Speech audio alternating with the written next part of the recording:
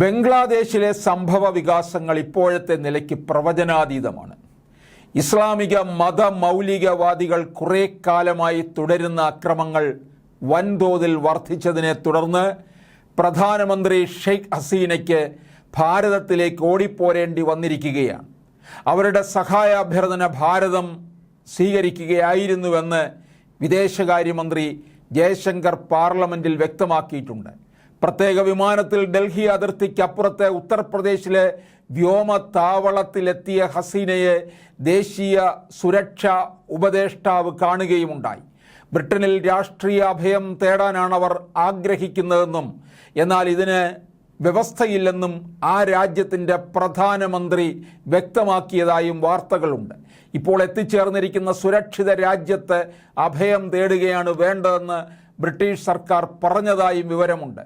സർക്കാരിനെതിരായ അക്രമങ്ങൾ വ്യാപകമായിട്ടും രാജിവെക്കുകയോ രാജ്യം വിടുകയോ ചെയ്യാതിരുന്ന ഹസീനയെ അതിന് പ്രേരിപ്പിച്ചത് താനാണെന്ന് മകൻ വെളിപ്പെടുത്തിയിരിക്കുന്നു. ഇതേ തുടർന്നാണത്രേ പ്രത്യേക വിമാനത്തിൽ സഹോദരിയുമൊത്ത് ഹസീന ഭാരതത്തിലെത്തിയത്. ഇക്കാര്യത്തിൽ ഇനി എന്താണ് സംഭവിക്കുക എന്ന് പറയാൻ കഴിയില്ല. ഏത് രാജ്യത്തേക്കാണ് ഹസീന പോവുക?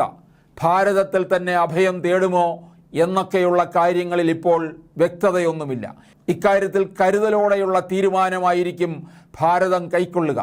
ബംഗ്ലാദേശിൻ്റെ പിറവിയിലേക്ക് നയിച്ച 1971 യുദ്ധത്തിൽ പങ്കെടുത്തവരുടെ കുടുംബാംഗങ്ങൾക്ക് സർക്കാർ ജോലികളിൽ 30% സംവരണം ഏർപ്പെടുത്തിയതിനെതിരെ കഴിഞ്ഞ മാസം തുടങ്ങിയ പ്രക്ഷോഭമാണ് ഓരോ ദിവസം പിന്നിടുന്തോറും കൂടുതൽ അക്രമാസക്തമായത്. ഈ സംവരണ വ്യവസ്ഥ ഭരണകക്ഷിയായ അവാമി ലീഗിനോട് പക്ഷപാതം കാണിക്കുന്നതാണെന്നും ഇതിന് പകരം മെറിറ്റിൻ്റെ അടിസ്ഥാനത്തിൽ നിയമനം നടത്തണമെന്നുമായിരുന്നു പ്രക്ഷോഭകരുടെ ആവശ്യം. പ്രക്ഷോഭത്തെ ഹസീനയുടെ സർക്കാർ ശക്തമായി അടിച്ചമർത്താൻ ശ്രമിച്ചെങ്കിലും ഫലം കണ്ടില്ല. സ്വാതന്ത്ര്യ സമര സേനാനികളുടെ ചെറുമക്കൾക്കല്ലെങ്കിൽ മറ്റാർക്കാണ് സംവരണം നൽകേണ്ടത് എന്ന് ഹസീന ചോദിച്ചത് മതമൗലികവാദികളായ അക്രമകാരികളെ പ്രകോപിപ്പിച്ചു. 71 വിമോചന യുദ്ധത്തെ നേരിടാൻ പാകിസ്ഥാൻ രൂപം കൊടുത്ത ചോറ്റുപട്ടാളമാണ് റസാർക്കർമാർ. കൂട്ടക്കൊലകളും ബലാത്സംഗങ്ങളും അടക്കം വൻതോതിലുള്ള അതിക്രമങ്ങളാണ് അവർ നടത്തിയത്. എരുതിയിൽ എണ്ണയൊഴിക്കാൻ ഹസീനയുടെ പ്രസ്താവനയെ പാകിസ്ഥാനും ചാരസംഘടനയും ഉപയോഗപ്പെടുത്തിയെന്ന് വേണം കരുതാൻ. തങ്ങളിൽ നിന്ന് വെട്ടിമുറിക്കപ്പെട്ട ബംഗ്ലാദേശിൻ്റെ ശത്രുരാജ്യത്തെ പോലെയാണ് പാകിസ്ഥാൻ ഭരണകൂടം കാണുന്നത്. അവിടുത്തെ മതമൗലികവാദികളെ സർക്കാരിനെതിരെ രംഗത്തിറക്കുന്നതിൽ പാകിസ്ഥാന് വലിയ പങ്കുണ്ട്. ബംഗ്ലാദേശിലെ ഇപ്പോഴത്തെ അക്രമങ്ങളെ ജനകീയ പ്രക്ഷോഭമായി കാണുന്നത് തെറ്റായ വിലയിരുത്തലാണ്. സംവരണ പ്രശ്നം ഒരു മറയാണ്. കാരണം ഈ പ്രശ്നം വർഷങ്ങളായി തുടരുന്നതാണ്. 2018 പ്രക്ഷോഭത്തെ തുടർന്ന് സംവരണ വ്യവസ്ഥയിൽ ഇളവ് കൊണ്ടുവരികയും ചില പദവികളിലെ സംവരണം റദ്ദാക്കുകയും ചെയ്തിരുന്നു.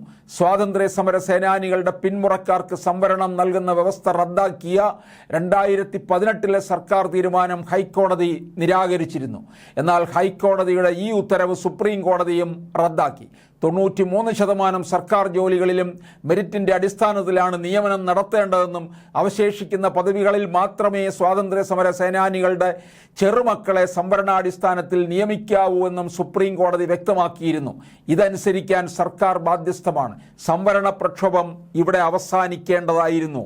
എന്നാൽ ഇങ്ങനെ സംഭവിക്കാതിരുന്നതിന് പിന്നിൽ പല വിധത്തിലുമുള്ള വൈദേശിക ഇടപെടലുകളുമുണ്ടെന്ന് വ്യക്തം. പാകിസ്ഥാന് മാത്രമല്ല അമേരിക്കയുടെ പോലും കൈകൾ ഇതിന് പിന്നിലുണ്ടെന്ന് റിപ്പോർട്ടുകൾ വന്നു കഴിഞ്ഞിരിക്കുകയാണ്.